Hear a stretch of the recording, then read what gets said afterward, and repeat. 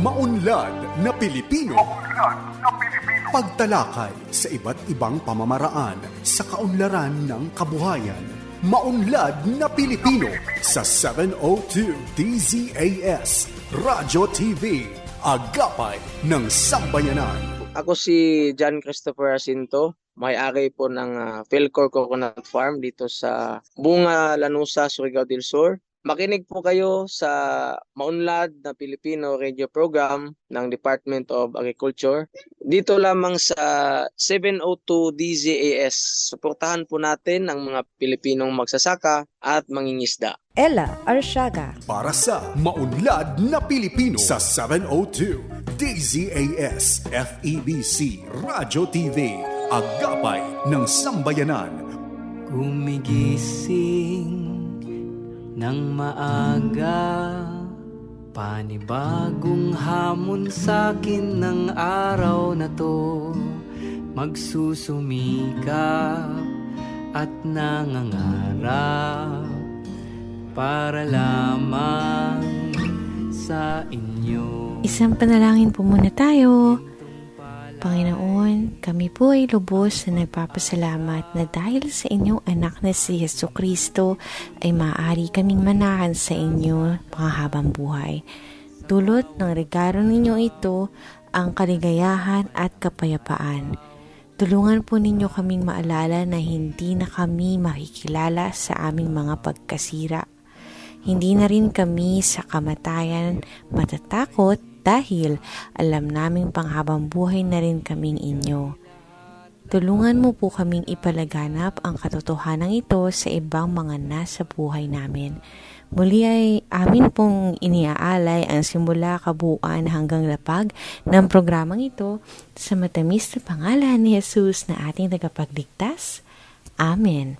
At para sa salita ng karunungan, ang hindi magmahal sa sariling wika ay higit pa sa amoy ng malansang isda. Ayan po, huling Sabado na po para sa buwan ng Agosto, August 26, 2023.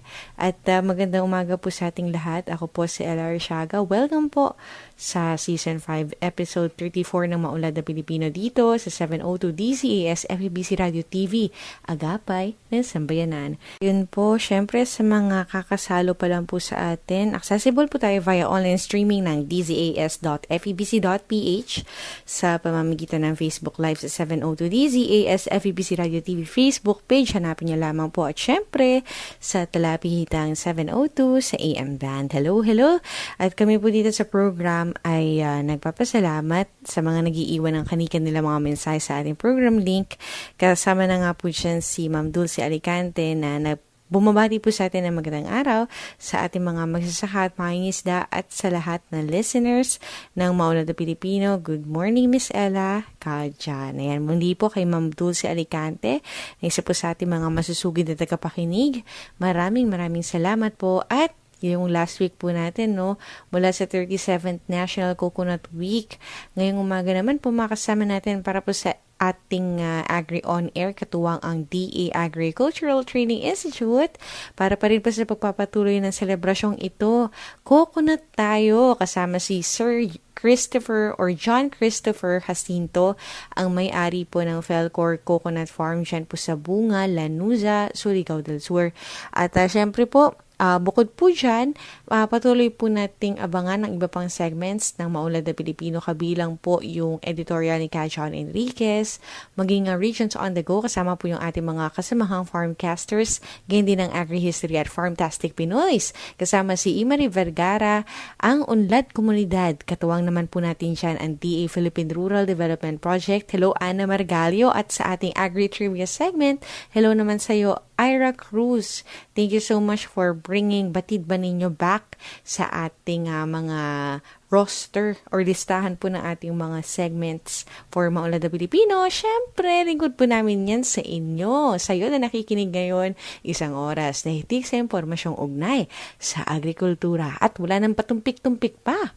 Ngayon, sa kanya pong bahagi tungkol sa PFDA na meron po mga konstruksyon ng regional fish port Ayan po, ay tunghayan po natin si Ka John Enriquez. Ka John. Isang magandang umaga po sa inyo lahat. Ngayon po ay Sabado, ika-26 sa buwan ng Agosto, taong 2023. O yan po, huling Sabado natin, matatapos na naman ang buwan ng Hulyo at panibagong buwan na naman ang papasok. Sabay sa mga panahon na dumadaan niyan, ay marami namang kaganapang nangyayari na nakatutulong po sa ating mga magsasaka at mangingisda. Isang halimbawa po, ang Philippine Fisheries Development Authority o PFDA, ang mga top management po nito, yung mga director po, ay nakapagpulong kay Cebu Governor Wendelin Garcia para pag-usapan ang kanilang mga plano sa maaring pagtatayo ng isang Regional Fish Port o RFP sa lalawigan ng Cebu. At ang pagpupulong po niya na nangyari po noong nakarang July. Ayon sa PFDA, kay Acting General Manager Atty. Glenn Pangapalan, ang proposal na ito ay maaaring makatulong sa marami pa mga mangingisda sa rehiyon. Ano po, sa rehiyon ha? Hindi lang sa sinasabi natin Cebu lang. Yung mga sakop na rehiyon na yan ng Central Visayas. At maaaring mapaganda pa rin yung kanilang maganda na ekonomiya. Ito pong lalawigan ng Cebu. At ang project nito ay maaari pang mapalakas ang produksyon ng mga commercial fisheries, municipal fisheries, at aquaculture sa lalawigan. Pag yun po nangyari, ibig sabihin, marami makikinabang dito mga isda. At hindi lang yung mga mangingisda na sinasabi natin nagpupunta sa katubigan para mangisda. Sa aquaculture po, kahit sa bahay lamang o sa isang lugar na kanilang maaaring mapagtayuan, ay magagawa po yan. Maituturo sa kanila ang pamamaraan na pwede nilang pakinabangan. Ngayon, batay sa Philippine Statistics Authority, datos po ng 2020-21, nakapagtala ang Cebu na pinakamataas na taunang pagtaas ng kanilang produksyon sa agriculture at fisheries sa Central Visayas. Umabot po ng 7%. Dahil dyan, napatunayan po ng lalawigang ito na itong kanilang sila ay pwede po matawagang economic center sa Central Visayas. Kaya angkop po yung paglalagay po dito ng Regional Fish Port kasi sila ang sentro. Sinabi naman ni Governor Garcia na siya ay talagang magbibigay ng kanyang suporta sa proyektong ito. At sinabi niya na ang fish port ay dapat mailagay sa isang lugar, yung strategic place sa Cebu, kung saan ito ay maaaring puntahan ng mga mangingisda mga sa kalapit na lalawigan katulad ng Bohol, Siquijor at Negros Oriental. Alam niyo mo, pagka nagkaroon ng fish port, ibig sabihin, dito dadaong yung mga mangingisda, yung kanilang mga sasakyan na may dalang isda, at yan po ay maiipon, marami po yan. At ang mangyari, ito ay maikakalat po sa lalawigan na ito. Tinataya po na 8 hektarya ang kinakailangan para makapagtayo ng Regional Fish Port. At ayon sa PFDA, ang Kapitolyo ay patuloy na susuportahan at kikilalanin po yung hanap sila ng lugar kung saan ito ay maaaring maiptayo sa lalong madaling panahon. Kapag ito ay naaprubahan, ito ang project nito ay magiging pangalawa na Regional Fish Port sa rehiyon. Matapos po ang Iloilo Fish Port Complex sa Iloilo City. Nabanggit ko po yan dahil itong programang ito ay isang programa ng isang attached agency ng Department of Agriculture, ang Philippine Fisheries Development Authority. At ang maganda po niyan, pag ito ay natapos, hindi lang naman sa Cebu gagawin yan. Makakita pa rin ibang mga lugar na pagka nagtayo ng ganitong fish port o karagdagan pa, ang makinabang po, mga mangingisda po, marami po yan. Hindi lang mga 10, 20, 30, libo po makikinabang dyan. Kaya nga po yung ganito mga proyekto ay dapat nating makita natin pagka nagsimula na yan, ang talagang makikita ang pakinabang nito sa ating mga mangingisda dito sa ating bansa. Ngayon po dumako na tayo sa ating mga kababayan, bibigyan ng balita para sa ating Regions on the Go. Isinagawa ng Department of Agriculture Cordillera ang taunang Regional Organic Agriculture Congress o ROAC noong August 8 to 9 na may temang Kabuhayang OA, Kinabukasang OK na naglalayong mas mapabuti pa ang organikong pag-aagrikultura sa Cordillera sa pamamagitan ng palitan ng kaalaman, karanasan at stratehiya ng mga organikong magsasaka, eksperto at stakeholders. Kabilang sa mga aktibidad na isinagawa ay diskusyon ng iba't ibang paksa kaugnay sa organikong pagsasaka, market opportunities at status update ng iba't ibang probinsya ukol sa OA program. Nagkaroon din ng trade fair para sa mga FCAs na maibenta ang kanilang mga ipinagmamalaking produkto ng kani-kanilang mga probinsya. Ini-highlight din sa ROAC ang potensyal ng organikong pag-aagrikultura bilang isang sustainable livelihood option at ang epekto nito sa economic growth ng mga pamayanan sa kanayunan at sa kalusugan. Ipinagmalaki naman ni OIC Regional Technical Director for Research and Regulations Dr. Arlene M. Sagayo na ang Cordillera isa sa mga rehiyong nangunguna pagdating sa organikong pagsasaka. Dahil na rin ito sa patuloy na ugnayan ng mga magsasaka, stakeholders at ng ahensya. Hinikayat din ni NOAB Representative Director Victoria Fernando Nakpil ang mga dumalo na ipagpatuloy ang kanilang gawain sa organikong pagsasaka. Anya, hindi lamang sila nagbebenta para sa kita, kundi pati na rin sa pag-promote ng mas ligtas at masustansyang pagkain na makakatulong sa pag-iwas sa mga sakit. Samantala, ginawaran naman ang 6 na OA-FCAs ng mahigit kumulang na 12 million pesos para sa implementasyon ng kanilang mga livelihood projects, kabilang na ang trainings, production support at mga materyales sa pagpapagawa ng kanilang mga greenhouses. Para sa DA Cordillera, CJ Waitan, nag-uulat. Magandang umaga sa mga tagapakinig ng Maunlad na Pilipino. Narito na ang mga agri-update mula sa Ilocos Region. Upang mas lalo pang masubaybayan ang mga proyekto at programa sa larangan ng agrikultura para sa mga magsasaka at mangingisda, ay nagpulong ang 18 miyembro ng Regional Management Council sa pangunguna ng Department of Agriculture Ilocos Region. Dito tiniyak ni DA Regional Executive Director Annie Bares na ipapamahagi sa tamang oras ang mga binhing itatanim at iba pang mga intervention para sa wet season 2023. Napag-alaman na maliban sa mga binhi ay aabot sa 27.84 milyong pisong halaga ng fuel subsidy ang nakalaan para sa 9,280 mga magsasaka ngayong taon. Kaugnay nito mula sa 162,596 na fertilizer vouchers ay aabot na sa 9,210 ang naipamahagi sa mga magsasaka ng palay. Sa ibang dako, mahigpit namang binabantayan ng iba't ibang ahensya sa rehiyon ang mga aktibong kaso ng African Swine Fever matapos itong maitala sa 4 na munisipyo sa lalawigan ng La Union at Ilocos Sur. Samantala, abot sa 4 billion pesos ang iminungkahing pondo para sa Rehabilitation and Recovery Plan para sa mga nasalanta ng nagdaang bagyong Egay. Una rito, humigit kumulang sa 2.66 billion pesos ang naitalang pinsala sa sektor ng agrikultura kung saan pinakamalaking danyos ay sa mga nasirang infrastruktura. Yan ang pinakahuling mga agri-updates mula sa rehiyong Ilocos. Pearl Love din Dakuag mula sa DA Ilocos Region.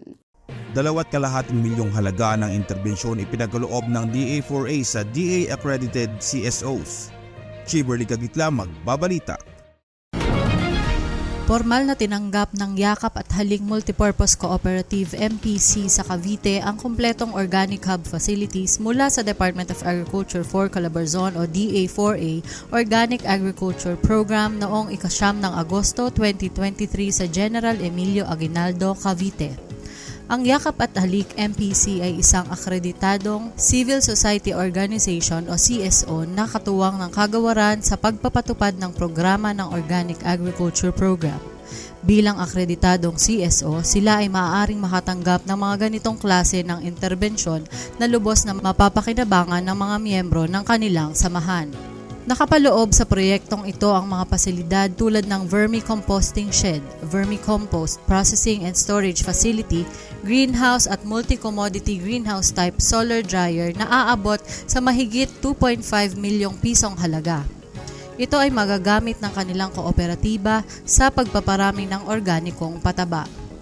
Ang naturang turnover ceremony ay pinangunahan ni na DA4A Organic Agriculture Program Coordinator Eda Dimapilis, Mayor Dennis Glean, at Yakap at Halik Multipurpose Cooperative Chairperson Gabriel Arubio. Ayon kay Ginoong Arubio, malaking tulong ang mga pasilidad sa kanilang organikong pagsasaka dahil mapapataas nito ang kanilang produksyon ng mga organikong pataba na pansariling gamit ng samahan at pwedeng pangbenta din. Ito si Chika Gitla para sa Balitang Sakahan. J. Michael Bragas mula sa Department of Agriculture, Central Visayas. Nakatanggap ng 50 panggatasan na baka o mga imported dairy cattle na Holstein Jersey Dairy ang 6 na miyembro ng Barangay Antipolo United Farmers Association o BAUFA ng Tuburan, Cebu. Ang mga baka ay binigay ng Department of Agriculture National Dairy Authority o DNDA kung saan ang naturang mga dairy cattle ay galing sa bansang Australia. Ang inangkat na baka ay buntis at inaasahang manganak ngayong September. Kapag nanganak na mga ito, magbibigay ng average na 10 hanggang 12 litrong gatas o mas higit pa sa 50 hanggang 20 litrong gatas kada araw kung maayos ang pamamahala ng mga ito. Sa komputasyon ng NDA 7 staff, ibinahagi niya kung ang isang dairy farmer ay makakakuha ng 10 litrong gatas kada araw ay maibenta niya ang gatas sa 40 pesos kada litro. Magkakaroon ng gross na kita ang magsasaka ng 400 pesos kada araw o net income ng 15 pesos kada litro o 150 pesos kada araw. At kung merong 3 dairy cattle ang magsasaka, magkakaroon ito ng net na kita na aabot sa 450 pesos kada araw o sa isang buwan ay mayroon kita na 13,500 pesos. Ang kita nito ay tataas o bababa depende sa litrong gatas na makukuha ng magsasaka. Binigyan din ang mga miyembro ng 10 milking cans na may kapasidad na 40 litrong gatas, dairy safety kits at iba pang kagamitan panggatasan. Ang Cebu Federation of Dairy Cooperatives o FEDCO ang bibili ng nasabing mga gatas na maproduce ng BAUFA farmers. Ang programa ay bahagi sa Intensified Community-Based Dairy Enterprise Development Program na layunin na magkaproduce ng kalidad na gatas na baka upang mapalakas ang industriya sa panggatasan, gayon din mabigyan ng kabuhayan ang mga magsasaka. J. Michael Bragas, nag-uulat mula dito sa DA Central Visayas Region. John Enriquez para sa Maunlad na Pilipino sa 702 DZAS Radyo TV, Agapay ng Sambayanan. At maraming salamat po sa ating mga farmcasters. Yan po na masusugid pong naghahatid sa atin ng balita para po sa Maunlad na Pilipino. And of course, para po sa bahaging ito ay bigyan naman po nating halaga ang kontribusyon ng Davao City sa ekonomiya ng Pilipinas. Agri-History Time now with Marie Vergara. Markahan na ang inyong mga kalendaryo at maging updated sa agriculture-related happenings dito sa Agri-History. Welcome sa lahat ng mga tagapakinig ng Maunlad na Pilipino. Samahan ninyo ako, ang inyong segment host na si Marie Vergara para sa isa na namang pagbabahaginan ng mga mahahalagang pangyayari sa sektor ng agrikultura at pangisdaan dito lang sa Agri-History. Para sa araw na ito, dadako tayo sa bahaging timog ng Pilipinas, ang Davao City, kung saan idinaraos ang Festival of Festivals. Bilang panimula, unawain muna natin ang Davao City at ang kontribusyon nito sa ekonomiya ng Pilipinas. May lawak na 2,444 square kilometers ang syudad ayon sa Davao City Local Government website. Ang Davao City ay isang urbanisadong syudad at sentro ng Davao Region. Ito ang nagsisilbing gateway sa isla ng Mindanao at maging ng Brunei Darussalam, Indonesia, Malaysia, Philippines, East ASEAN Growth Area. Dahil dito, nakilala ang syudad bilang sentro ng kaunlaran sa Mindanao. Sa pagtatala ng National Economic and Development Authority Regional Office 11, malaking bahagi ng Davao City ay nakatuon sa agrikultura, partikular na sa produksyon ng saging, pinya, kape at niyog. Ito rin ang nangungunang exporter ng mangga, suha, saging, niyog at coconut byproducts, pinya, papaya, mangosteen, at kakao sa buong isla ng Mindanao. Dagdag pa ng NEDA RO11, malaking industriya rin ang pangisdaan sa Davao City dahil napaliligiran ito ng Davao Gulf sa isang bahagi. Ilan lamang sa mga nahuhuli rito ang yellowfin tuna, brackish water na bangus, dalag, hipon at alimango.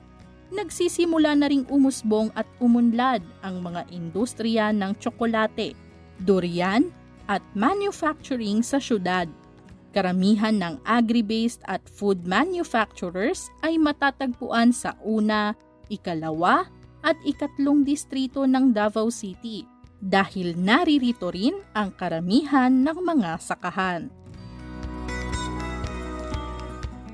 Kaya naman bilang pasasalamat para sa kapayapaan ng buhay at kasaganaan tuwing anihan, ipinagdiriwang ng mga Davaoenyo sa syudad ang Kadayawan Festival tuwing Agosto.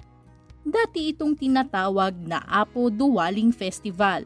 Halaw na rin sa tatlong simbolo ng Davao. Ang bundok Apo na siyang pinakamataas na bundok sa buong Pilipinas. Ang durian na isa sa mga pangunahing produkto ng Davao at ang waling-waling orchid na isa sa mga endemic flora ng syudad. Formal naman itong tinawag na Kadayawan Festival sa ilalim ng pamumuno ni dating Davao City Mayor at dating Pangulo Rodrigo Roa Duterte. Ngunit sa kabila ng pagbabago ng pangalan ng pistang ito, hindi naman maikakailang patuloy na tumatatak sa publiko ang Kadayawan bilang Festival of Festivals. Tampok sa Kadayawan Festival ang parada ng mga bulaklak, prutas at katutubong produkto. Mayroon ding indakan sa mga kalsada, mga katutubong laro, samot-saring kompetisyon at cultural events. Isang mahalagang pangyayari sa ating agri-fishery sector ang natutunan natin this week. Sundan ng Maunlad na Pilipino sa facebook.com/Maunlad na Pilipino. I-like at i-follow din ang Department of Agriculture Philippines sa Facebook at YouTube. Ako si Imari Vergara para sa Agri-History. Natunghayan po natin ang agri-history para sa linggong ito. Kayo nakatutok pa din dito sa Maunlad na Pilipino. Maunlad na Pilipino sa 702 DZAS Radyo TV, Agapay ng Sambayanan. At ngayon sa edisyon po ng ating Agri On Air, mga ka-agri, katuwang po natin dito sa segment na ito ang DAATI or ang Department of Agriculture, Agricultural Training Institute para po sa buwan ng mga magnunyog. Makasama po natin si Ginoong John Christopher Jacinto, ang owner po lang naman ng Felcor Coconut Farm mula po sa Bunga, Lanuza, Surigao del Sur. Welcome po sa Maunlad na Pilipinas, Sir John. Kamusta po kayo? Yes po ma'am, good morning at okay naman po. Excited po ako na binigyan nyo ng chance for this interview. Yes po. Ayun, at first and foremost, nagpapasalamat po kami sa DAATI Central Office para po sa pagsasakatuparan ng panayam na ito. At unang-una, Sir John, syempre po, nais po naming malaman kasama ng ating mga tagapakinig, paano po ba kayo nag-umpisa sa pagsasaka? At paano po nyo nabuo itong inyong Felcor Coconut Farm? Yes po. Actually ma'am, yung kumbaga, paano ako naengganyo sa farming? Actually, nung bata pa po ako, exposed na po kami sa farming. Dahil yung parents ko, yung mga relatives, most of them po kasi may mga business sila ma'am na nasa agriculture, mga agricultural crops, tsaka yung mga livestock. So, yun, abang nakikita namin yun. Mula pa nung bata pa kami. So, nakikita din namin na through agriculture pala, through farming, tsaka yung pagsasaka, ay may profit pala. Kasi nakikita namin sa kanila eh. Kasi minsan inisip ng iba, walang profit, pero meron. Kaya doon ako nasimulang maengganyo. Tapos yung last year, noong 2020, umuwi ako sa province namin na dahil nga pandemic. Tapos noong 2022, nabigyan po ako ng chance doon sa sinalihan ko yung DA Young Farmers Challenge 2022. Kung saan po bibigyan kami ng financial grant based po dun sa business proposal namin. At kung papalarin, may tutulungan kami sa pag-start up ng business. Doon ko po binuo yung pangalan na Philcor Coconut Farm. Since po yung parents ko meron naman silang farm ng niyog, kaya tinawag ko na lang po yung coconut farm. Yun po nagsimula. Doon sumali ako ng And syempre Yes, po, ma'am. nabanggit ninyo yung sa Young Farmers Challenge, Sir John. Ano po yung kumbaga isinali nyo po doon na konsepto kung paano po kayo nagkaroon ng grant mula sa proyektong ito? Yes po. Yung naging proposal ko po doon, ma'am, is yung production po ng copra tsaka coconut charcoal. At binanggit ko naman din po doon na through business po na related sa agriculture, lalo na tong nyog kasi common to sa agriculture eh. Makakatulong po tayo sa mga mga farmers, lalo na pag walang mga trabaho. Tsaka yung coconut charcoal po, ma'am, yan po lalo po kong na-encourage na mag-produce ng coconut charcoal kasi yung dito, ma'am, marami po kasing nagbebenta ng charcoal yung galing sa kahoy. Yun naman po, ma'am, is nakaka-contribute yun na yung sa deforestation, kumbaga yung mga puno natin mas lalong nasisira kasi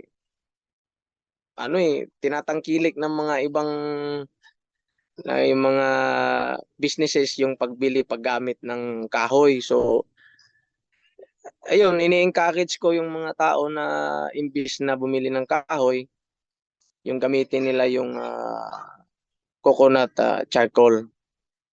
Tapos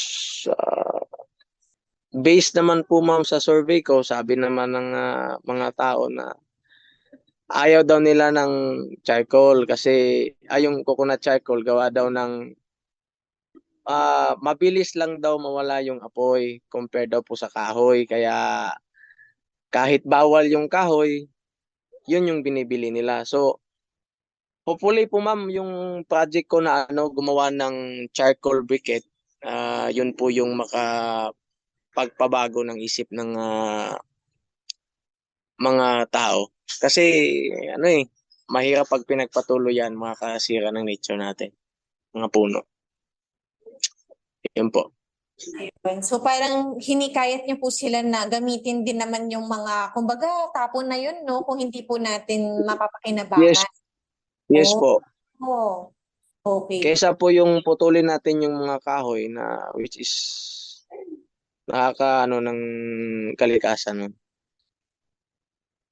At ayun nga po sa ating farm, sa inyong farm na nag-umpisa pa nga po kayo ma-inspire na maliliit pa kayo.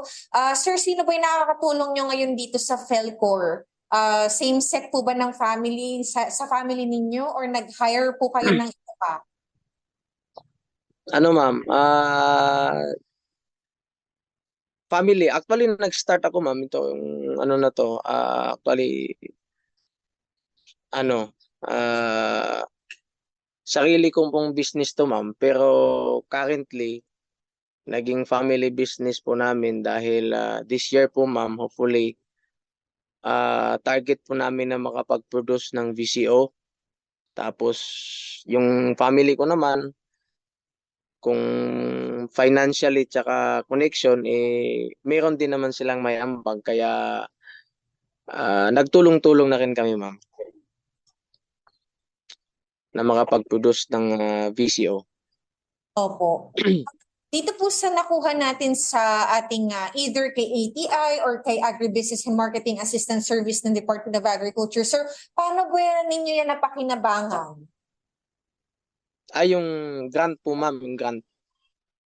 Tama po ba, ma'am? Yung grant. At saka yung mga services na binibigay ng Yes. okay. Ma'am, actually malaking tulong po yung unang-una, malaking tulong yung grant. Kasi nung nagsisimula ako, isa yun sa mga ginamit ko sa pinundar ko ng yung pinaikot ko na capital tsaka yung building.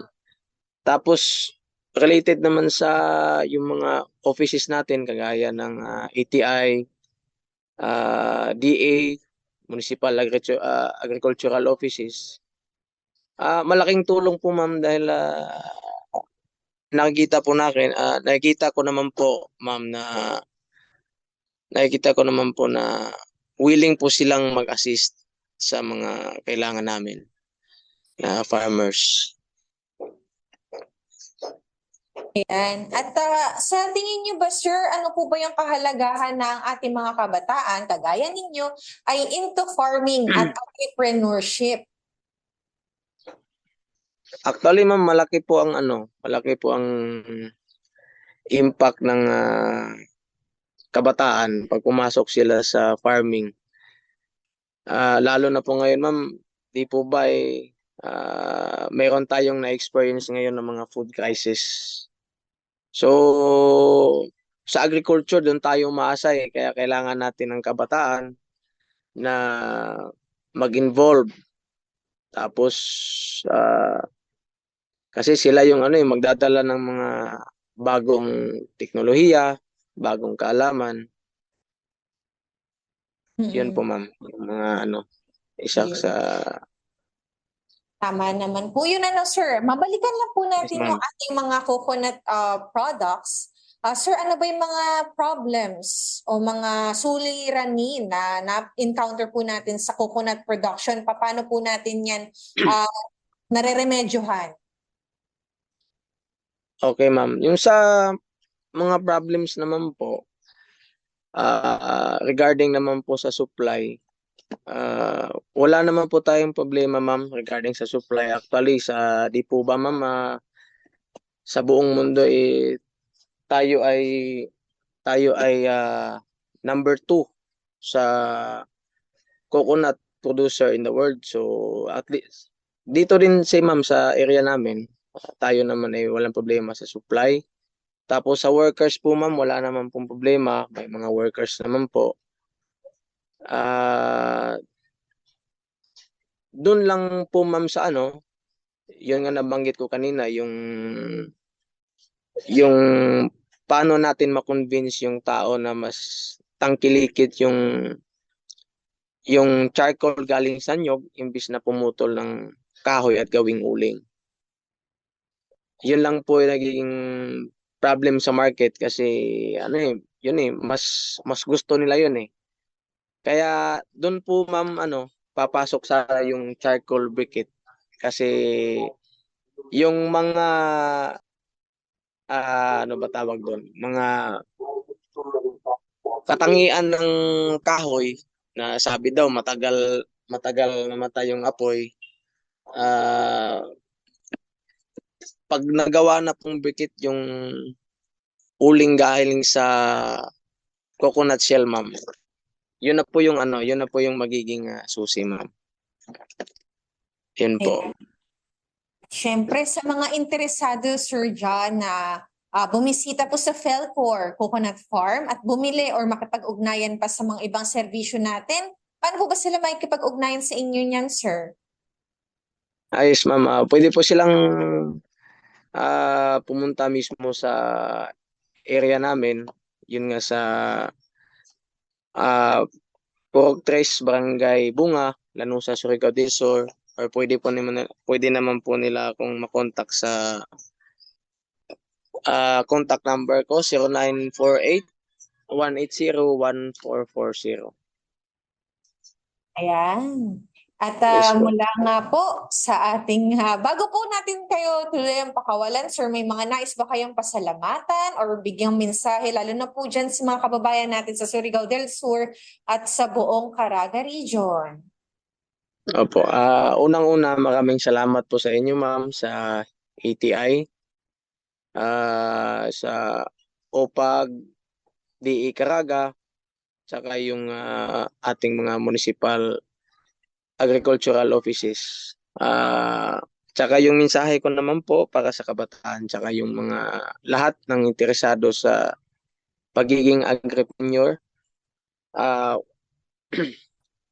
wag po tayong matakot na mag-engage sa farming. Kasi first reason sa farming, mayroon pong profit.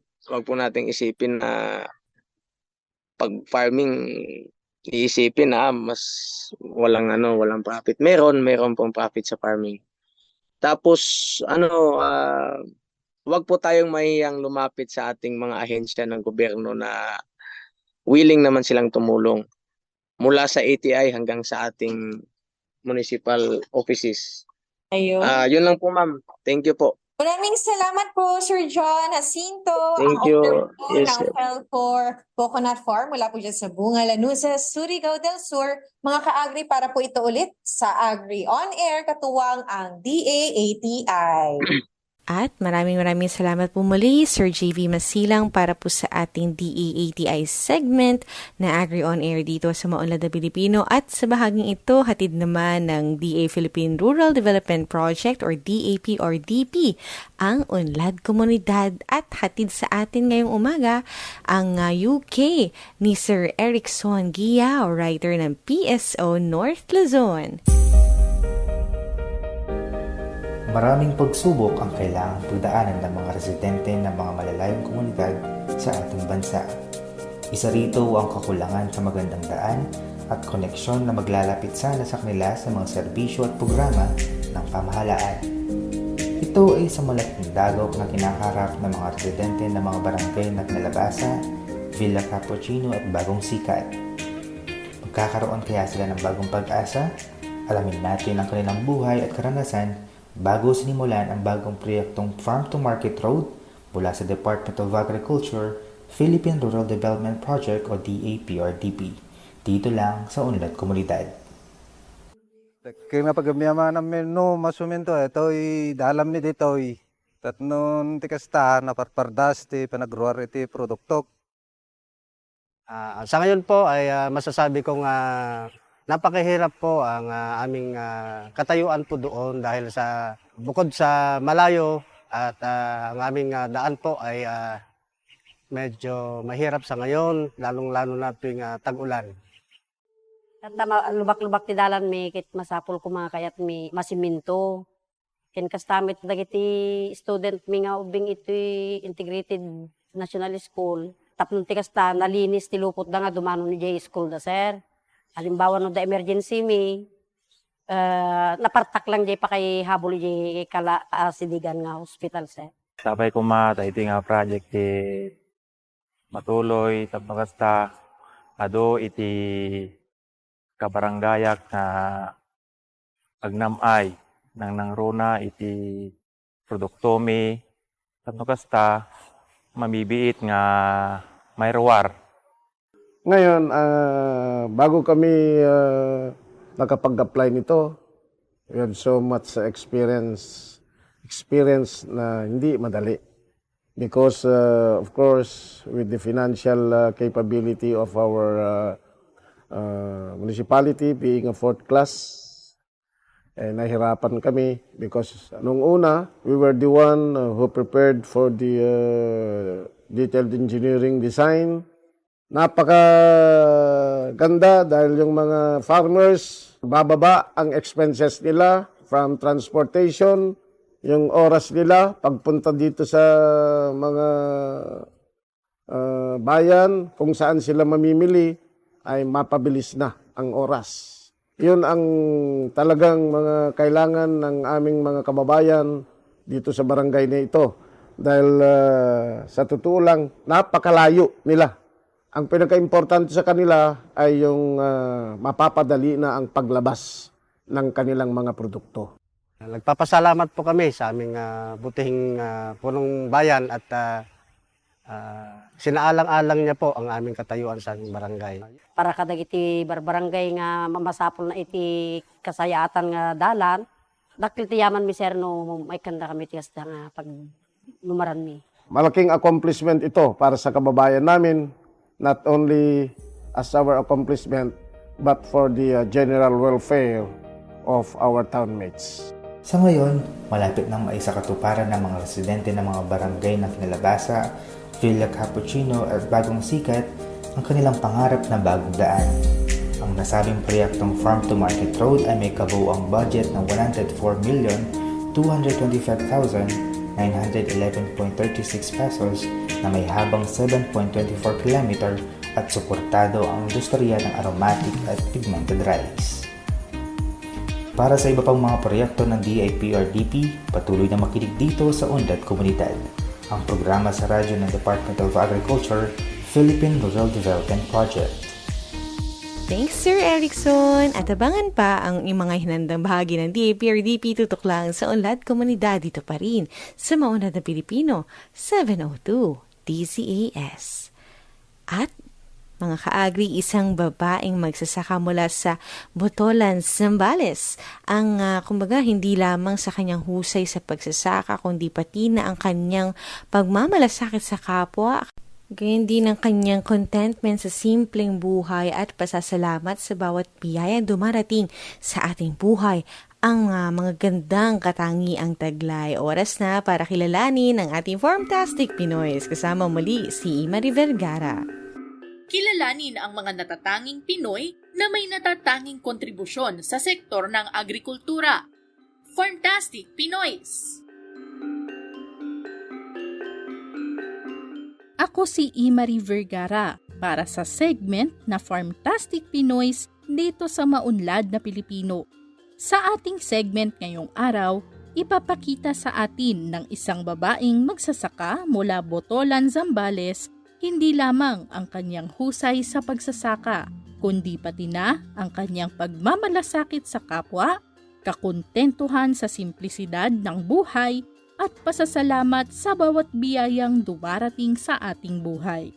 Narito ang kwento ni Villamor Quaresma Molina.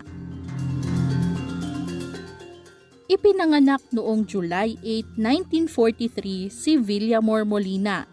Nagtapos ng kursong accounting sa University of the East, naranasan niyang maging accounting technician sa isang ships repairs facility. Matapos nito ay nagtrabaho siya sa isang US Naval Base sa Zambales.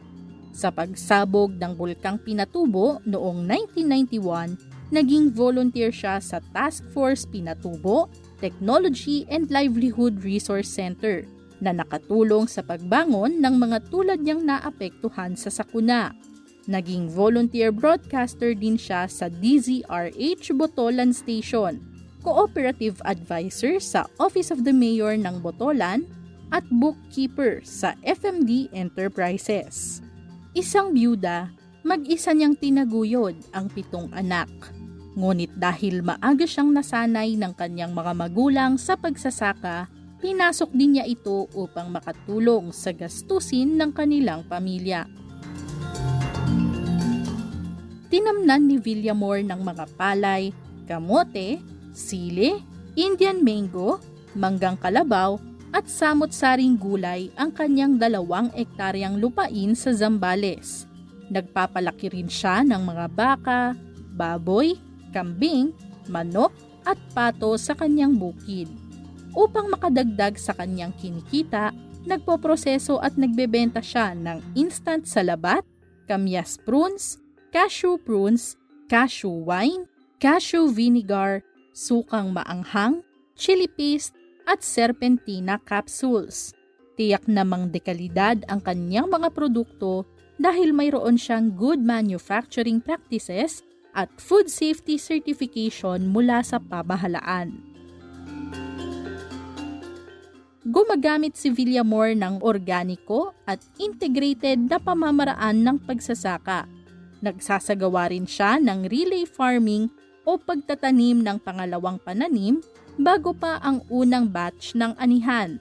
Tinitiyak din niya ang kalinisan sa kanyang sakahan sa pamamagitan ng tamang waste disposal, pagreresiklo at matipid at epektibong paggamit ng tubig at kuryente. Dumadalo rin siya sa trainings na isinasagawa ng pamahalaan. Ibinabahagi naman ni Villamor ang kanyang natututunan sa kababaihang food processors at iba pang magsasaka at agripreneurs sa kanilang komunidad. Naging aktibo rin si Villamor sa maraming samahan sa kanilang lugar. Isa na rito ang pinamunuan niyang Zambales Upland Farmers Multipurpose Cooperative o ZUFARPRO, isang grupo ng mga kababaihan at katutubo na nabuo upang magtulong-tulong sa pagbebenta ng kanilang mga produkto. Patuloy ding isinusulong ni Villamor ang iba't ibang advokasya tulad ng pag-unlad ng mga kooperatiba, pagpoprotekta sa mga bakawan, pangangalaga sa kalikasan, at paninindigan para sa karapatan ng mga katutubong Aita sa kanilang lugar. Hindi po ako mayaman pagdating sa pera, pero mayaman po naman ako siguro sa mga kaibigan. Ayun po yung maituturing ko na success. Masaya na ako sa ginagawa ko. Sa edad kong ito na sabi ko, kung may mission pang ibibigay ang Diyos sa akin, nahahaba pa siguro ang buhay ko. Yan si Villamor Quaresma Molina. Certified Farmtastic Pinoy. Salamat, Imari, at yan po ang ating Farmtastic Pinoy na nakilala sa umagang ito. Narito na po tayo sa ating Agri-Trivia segment na Batid ba ninyo? Para po sa buwan ng Agosto, atin pong itinampok ang iba't ibang fisheries technologies ng National Fisheries Research and Development Institute, isang attached agency sa ilalim ng Department of Agriculture, at ang research arm ng Bureau of Fisheries and Aquatic Resources.